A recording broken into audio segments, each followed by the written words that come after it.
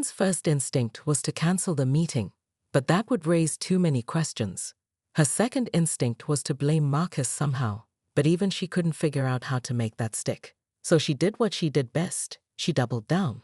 "Ladies and gentlemen," she announced to the gathering of 23 board members, city officials, and neighborhood VIPs assembled on her patio, "what you see behind me is exactly why we need stricter enforcement of our community standards." She gestured dramatically toward the pool, which now resembled a bubbling cauldron of radioactive soup. "This contamination is the direct result of unauthorized digging in our neighborhood. When residents ignore proper procedures and fail to call for utility markings before excavating, this is what happens." Mayor Patricia Rodriguez raised an eyebrow. "Karen, I thought this was caused by a water main break." "Caused by irresponsible digging," Karen said smoothly, though her voice pitched slightly higher than usual. "Which is why I'm proposing we implement immediate penalties for any resident who undertakes landscaping projects without explicit HOA pre-approval, even if they have city permits." The crowd murmured uncertainly. Karen plowed ahead, her confidence building as she spoke.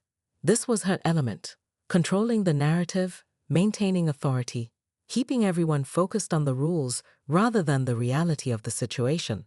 "I've prepared a comprehensive list of violations I've observed just this week," she continued, pulling out her phone to scroll through photos. "Unauthorized garden gnomes, improperly stained deck railings, Christmas lights left up past January 1st. "Karen." The voice was calm, but firm. Marcus Chen stood at her back gate, holding a manila folder. "I think there's been a misunderstanding." The blood drained from Karen's face. She hadn't invited him. She'd specifically not invited him. "This is a private meeting, Mr. Chen. You'll need to—" "Actually," Mayor Rodriguez interrupted, "if this is about the water contamination, I'd like to hear what he has to say." Marcus stepped forward, unflappable as always. "I received an interesting call from the water department this morning. They wanted to verify whether I'd requested a utility locate before starting my garden project." He opened the folder, revealing official city documents, which I had, of course. 3 weeks ago. Everything properly marked, all utilities clearly identified.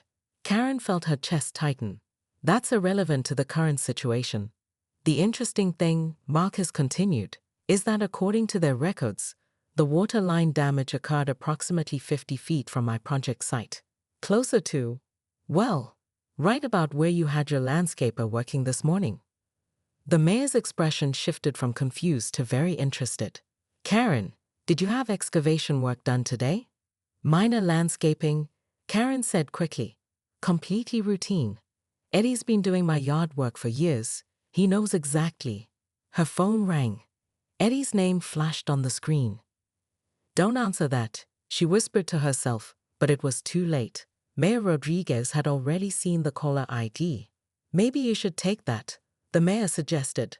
It wasn't really a suggestion. Karen's hand trembled as she swiped to answer. "Hello, Eddie." "Mrs. Whitmore." Eddie's voice was loud enough for half the patio to hear. "I'm down here with the water department guys, and they're saying the contamination is coming from where we cut into that old pipe this morning. They want to know if you told me to dig there specifically or if I was just following the property survey you gave me." The silence on the patio was deafening. Karen looked around at the faces staring at her, some shocked, some angry, some disappointed. The mayor was already pulling out her phone, probably to call the city attorney. The real estate developers were whispering among themselves, and she caught the words liability and environmental damage. There seems to be some confusion about the work orders," Karen stammered. "No confusion on my end." Eddie's voice crackled through the speaker.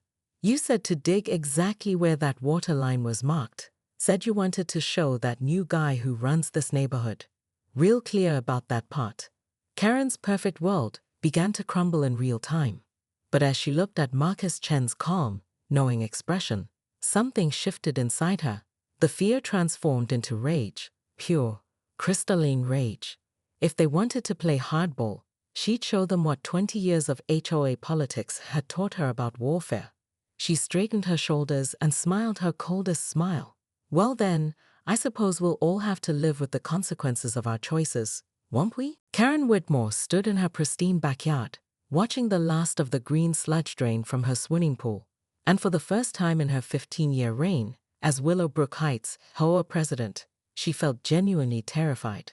The water, if you could call it that, looked like something that belonged in a witch's cauldron, complete with an oily film that shimmered purple and gold in the morning sun. "This is not happening," she whispered, clutching her clipboard so tightly her knuckles turned white. "This is absolutely not happening." But it was happening, and it was entirely her fault. 3 days earlier, Karen had discovered that her new neighbor, Marcus Chen, was planning to install a Japanese garden with a koi pond in Willowbrook Heights, where the HOA covenants clearly stated that all water features must be traditional American fountain designs in neutral stone colors only. Never mind that Marcus had submitted proper paperwork and received approval from the Architectural Review Committee. Karen knew the rules better than anyone, and she wasn't about to let some newcomer destroy the carefully curated aesthetic of their premium neighborhood. So she did what any reasonable HOA president would do. She called an emergency meeting, had the approval overturned on a technicality, and when Marcus politely requested a hearing, she scheduled it for the same day he was supposed to break ground. Checkmate. What she didn't expect was for Marcus to continue with his project anyway. "I have legal approval," he'd said calmly when she stormed over with her citation book. "I'm proceeding as planned." The audacity. Karen had spent that entire sleepless night pacing her marble foyer, plotting her next move. That's when she remembered the property survey from 1987 that showed the water main running directly between their lots. If Marcus wanted to play hardball, she'd show him hardball. At 6 a.m. sharp, Karen had instructed her landscaper, Eddie, to accidentally damage the water line while trenching for her new rose bushes. The plan was simple. Cut off Marcus's water supply right before his big garden installation day, force him to delay the project, and buy herself time to find more violations to cite him for. "You sure about this, Mrs. Whitmore?" Eddie had asked, sweat beading on his forehead despite the cool morning air. "This seems like it could cause problems." "Just do as I say," Karen had snapped. "I know exactly what I'm doing." Famous last words. The first sign something was wrong came 2 hours later when her automatic pool filling system kicked in. Instead of the crystal clear water she expected, a thick green substance began pouring from the intake valve. Within minutes, her pristine Olympic-sized pool had transformed into what looked like a science experiment gone horribly wrong. Karen's phone buzzed. A text from her landscaper. "Mrs. W. Think we had something we shouldn't have. Might want to call the city." Her hands shaking, Karen dialed the water department. After 20 minutes on hold, a bored-sounding clerk informed her that yes, they'd received reports of a leak on Maple Avenue, and yes, there appeared to be some kind of contamination issue related to an old industrial runoff pipe that hadn't been used in decades. "How long until it's fixed?" Karen demanded. "Could be a few days, maybe a week. We'll need to bring in environmental specialists." Karen hung up and stared at her toxic pool. In exactly 4 hours, she was hosting the annual HOA board meeting in her backyard. The mayor would be there, the city council, 3 prominent real estate developers who were considering major investments in Willowbrook Heights. And her pool looked like something from a zombie apocalypse movie. 24 hours after what the local news had dubbed pool date, Karen sat in her home office surrounded by bankers' boxes full of HOA records, legal documents, and 17 years' worth of neighborhood surveillance photos.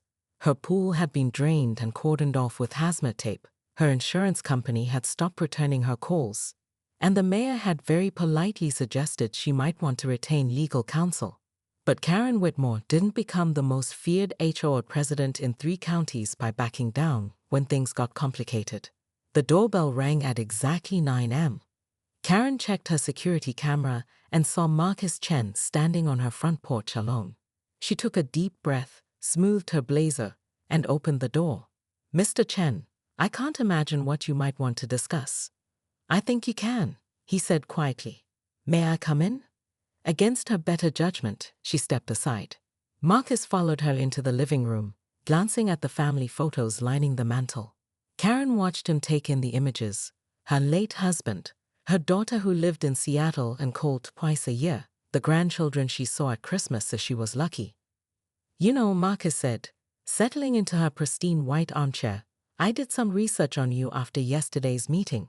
Karen's jaw tightened. Is that so? You've been HOA president for 15 years.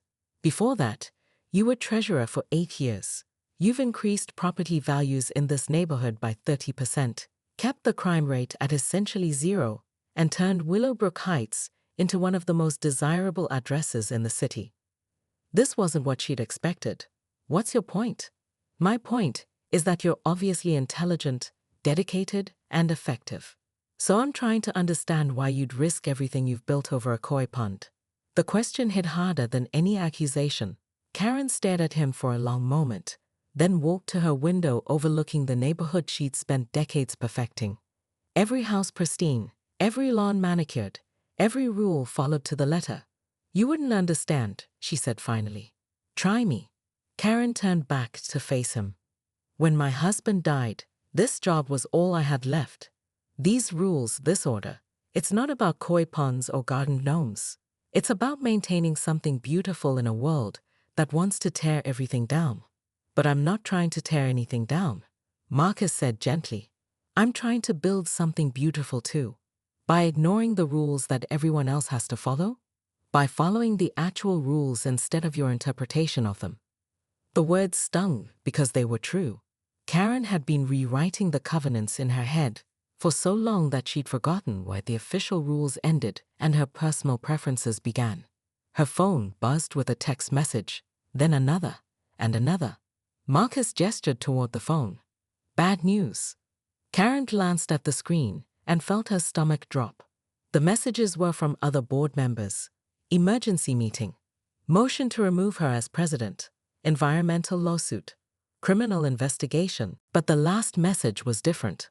It was from Mrs. Patterson, 3 houses down. Karen, I know you're going through a rough time. Tom and I want you to know we haven't forgotten how you helped us when our son was deployed.